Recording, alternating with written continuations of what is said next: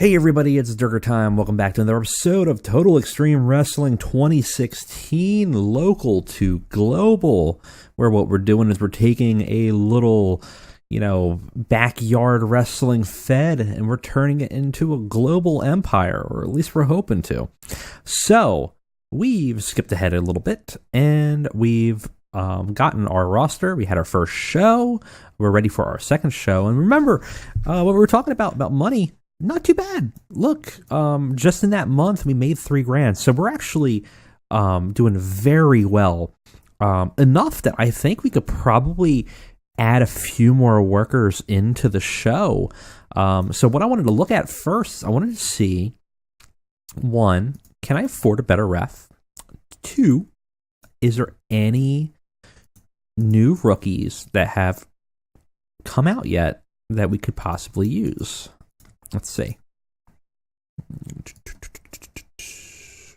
I want US. Based in the US. Not really anybody here.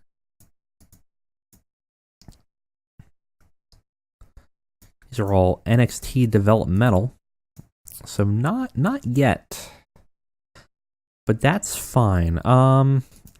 So I mean we have a roster. We know we had to maybe put on at least one more show. I feel like we need a few more people. Is my guess. I feel like we need maybe a couple more. I also maybe want to grab somebody that has a little bit of star power, because we could use the bump. So let's see. At most, regional star. The higher. That's probably going to open it way too much. Yeah, that's way too much. Okay, so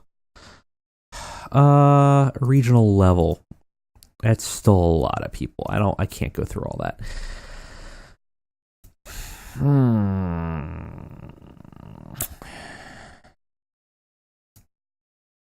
Let's see here. How do we reduce this a little bit? Because we want some people that are maybe a little bit... Okay, we'll do any popularity. Actually, no, we'll do exactly regional level. How many of that? Okay, a lot less. There we go. So these are just exactly people that are regional level, so popular within their regions. So like Trevor Lee here, 23 in the tri-state area. Tennille Dashwood. So we got some name power. So maybe we want to add a name power person onto the show, if we can afford it. Like Leva Bates. Cost $700 per show. That's still a lot. I don't know if we can afford this yet. So we'll keep this in mind, but maybe we get somebody like a Sean Waltman, right? For a show. Well, actually no, he's like $1,400. But somebody that has some name power that we could have on for like a special show. Yeah, these are way too much. Colt Cabana, for example. Dalton Castle. Actually, Colt Cabana would be fun. So the idea would be to put a person that has some notoriety on as like a special event, a special character to kind of show up. Rocky Romero. Though Rocky Romero, I don't feel like it's really, actually not bad. 32 might not be bad. Silas Young might not be a bad idea either. We'll look at it. Something to do. Okay, I do want a better ref, I think, though. That is one I definitely, because we were getting hurt from the ref. Okay, so we can afford a little bit. So maybe we shoot for like a 400. A show isn't going to kill us. How are you? Let's see. Reffing weak. But your reffing is average.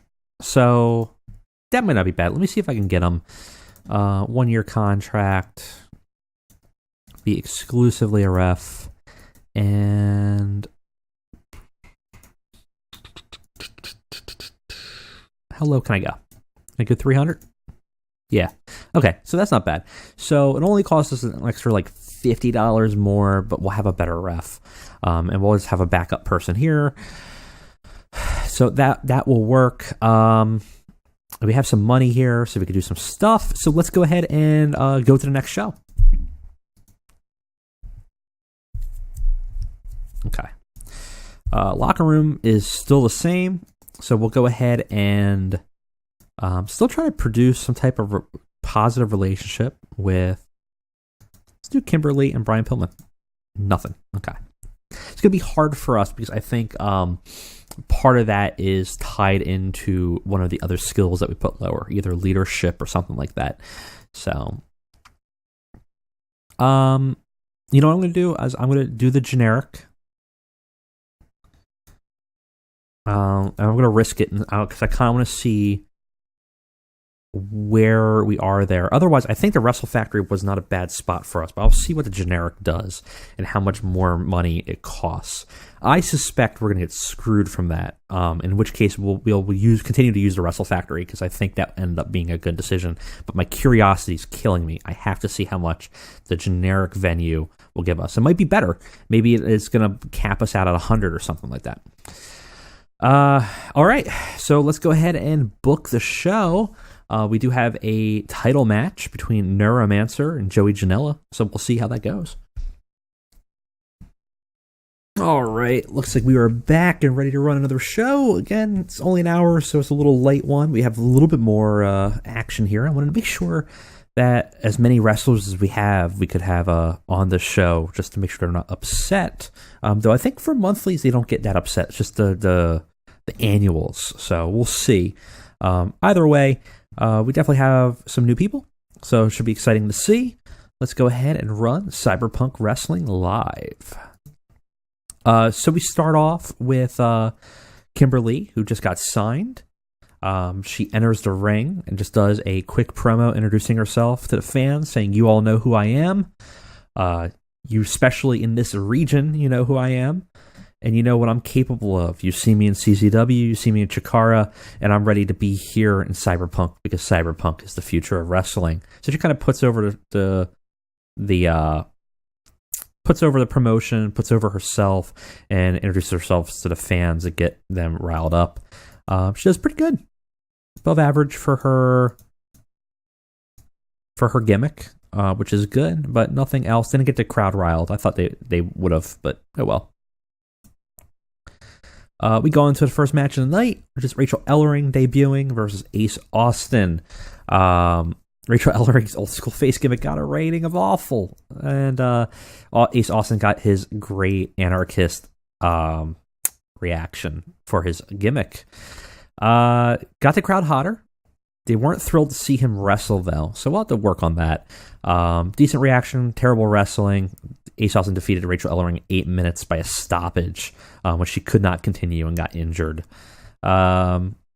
Yeah, well, I mean, he's not bad. He's better than her. I don't know why the crowd doesn't like him, but 18, I was hoping for a little bit more there. And again, because these guys are young, they're going to be improving a lot, which is good. Then we have a promo by Matt Riddle.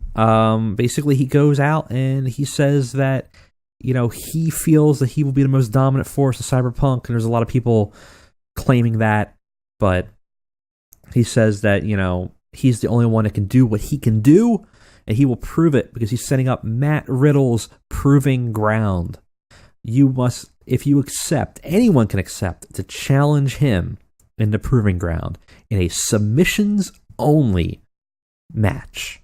And he will take on all comers and prove that he is unstoppable in Cyberpunk wrestling.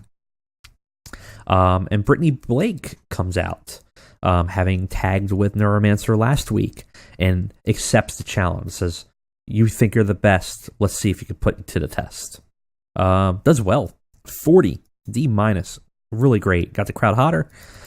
No one improved, but that's fine. I think that might be the highest rated performance that we had. We go on to a match with Brian Pillman versus a local talent. Just to give him somebody to put over, we got a local talent for very cheap, Gabby Ortiz. And decent reaction to crowd. Subpar Wrestling. Brian Pillman defeats Gabby Ortiz in 10 minutes by a pinfall. They have great chemistry. That's good to know. Maybe I'll grab her. Not bad. 22 E-, not much to speak about there. But we want to give Brian Pillman some wins. We want to make sure that because we do want him to move up in popularity. So grabbing somebody off the street isn't going to hurt. And then we have a promo with Neuromancer. He cuts a promo in the ring, says he has a match tonight, and he's still the Cyberpunk Grand Champion, and he will avail. He will do it for the fans and the people that believe in wrestling, believe in Cyberpunk, because he is Cyberpunk. And not much to be said about this. 27E, he's probably not going to improve much anymore, because he's probably past that age range, but not bad. We do have Matt Riddle's Proving Ground next. Subpar Wrestling, but a decent crowd reaction, which is good. They've been prepped and primed for it. Apparently, they were both off their game, though. Matt Riddle defeats Brittany Blake in 9 minutes with submission, with the bro mission. Matt Riddle's marginally better than her. Both do pretty okay. No improvements. I feel like Brittany's been off her game a lot. I feel like she was off her game last week, too. Kimberly has her first match, which is against Stella Gray, who's quickly becoming our random enhancement talent. Subpar Wrestling, decent crowd reaction, which is good. As long as we're getting a reaction from the crowd, that's important. Kimberly makes her first win against Stella Gray in 10 minutes by a submission with an armbar. Not much to be said, though Kimberly did improve in performance skills, which is good. She's much better. She might be one of our better wrestlers on the promotion, so we should give her something to do. 32 is not a lot, but 32 for a local talent is pretty good, especially for the price that we have of her. And finally, we have our main event, Neuromancer versus Joey Janela. Joey Janela won the chance to be number one contender and fight him this week for the belt. And subpar wrestling, unfortunately. But Neuromancer defeats Joey Janela in 15 minutes by pinfall with the Mind Jack. Makes defense number one in Cyberpunk Grand title. We don't want to take it off of him right away. But maybe we might need to, because he just got a strained latimus dorsi. That might not be good. We'll have to take a look at that. Joey Janela is really off his game and visibly tiring. Got the crowd buzzing, though. And Neuromancer's reign storyline has advanced with that segment. Ooh. We'll have to take a look at what happened there. So I want to probably... I'm going to be a little rough here. Tell Brittany she could have done better. Give Matt Riddle some encouragement. And tell Brian Pillman he pointed out as a good example. I want to see at the very least if she, because this is the second time now I feel like she was underperforming.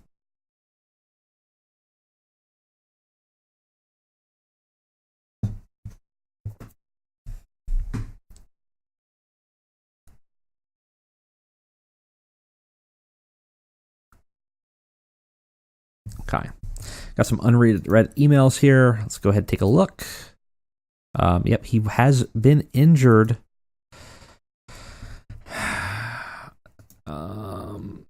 Physical. Working through it. So, could be worse. But he did get hurt. Though the next show is a bit of time away. So, not too bad. Okay, so let's take a look here. Show cost $550, about the same. So I'm assuming that they probably gave us a comparable location. Doesn't seem like it really cost us that much more. So I don't think we got screwed up there. Sponsors gave us a lot of money for the month. We got about the same amount in ticket sales, a little bit less actually. And we actually, that's this month. Here we are. There we go. We got a little bit more. And definitely we upped our workers' cost by a little bit, not a lot. still manageable, and we're still making a lot of sponsor money once a month, so that's going to help us. As long as we're maintaining this and working slowly, we should be fine. Just to tick a momentum, what I think we're going to look at is let's build up a storyline with a bigger name brand person. So think about it. Think about going forward next week. Who's a person you guys think should show up on Cyberpunk to give a little bit of a challenge? Somebody that maybe has some name recognition but not a lot, that could be helpful to boost our ratings. There's definitely a bunch of options to take here. We just want to be mindful of the price, because what we're working at is, let me take a look at what we were working with here. So we're looking at probably, how much money did we end up making? I mean, so we could do $1,000 person, but like we should probably shoot them for somebody that's like a $700 or less range to boost popularity, because we definitely want to have maybe like a 2 or 3 show thing with a guy. We should probably look at I don't care about their in-ring talent at this point. Who is at most a regional star, and let's say has been a minimum of 5 years. That should, oh god, that's still a lot of people. That's 10 years. That's still a lot of people. Okay, let's just say exactly a regional star. So like Nick Aldis would be a regional star. 1,600 though, so we might have to go a little bit lower than that. John Hennigan, 1,500. It's still too much money. So we're gonna be looking for probably regional level. Yeah, I mean, these would probably be the ones that would probably, like Michael Elgin might not be, that's a little much, but somebody can bring some. Michael Elgin might not be a bad option. Have him face off against Matt Riddle. Could be kind of fun. Or Brian Cage or something like that. Somebody that has we want somebody with a lot of popularity within the tri-state area that can give us a little bit of a rub. Like Tommy Dreamer would be kind of a fun one. 1,700 per show though, but maybe that's what we do. Maybe we bring Tommy Dreamer in to the Philadelphia region and have him run a thing with somebody, or Michael Elgin or something like that. We'll look at it. Let me know what you guys think. Who you think we should get for maybe a small cameo in Cyberpunk Pro Wrestling, just to try to boost up our momentum, because we definitely want it to start moving up further. Let's go ahead and track the progress here. Tri-state, I mean, we're still about even. We just want this to move up at this point. And I don't think I can't imagine we're big enough to get any kind of broadcasting deals whatsoever. So we can take a look at that real quick. My guess would be no one's going to be willing to negotiate. Yeah, nothing yet. Which is fine, because we're really just focused on the momentum, the push. One of the other things we could do in financing is maybe change our financing a little bit. But actually, what I want is it investments? No. Backstage, broadcasting. Where is it? Production. Here we are. So we're fine on these right now. We're basically doing things for free for the most part, which is fine. I might actually just do internet distribution. Let's see how that works. I don't think we have enough DVD sales to really worry about it, but the putting it on the internet is going to give us a higher momentum bonus, which is something we could definitely use, because we're still ranked 40th. We have a long way to go. Anyways, guys, that's it for today. Thank you for watching. I will see you around next time.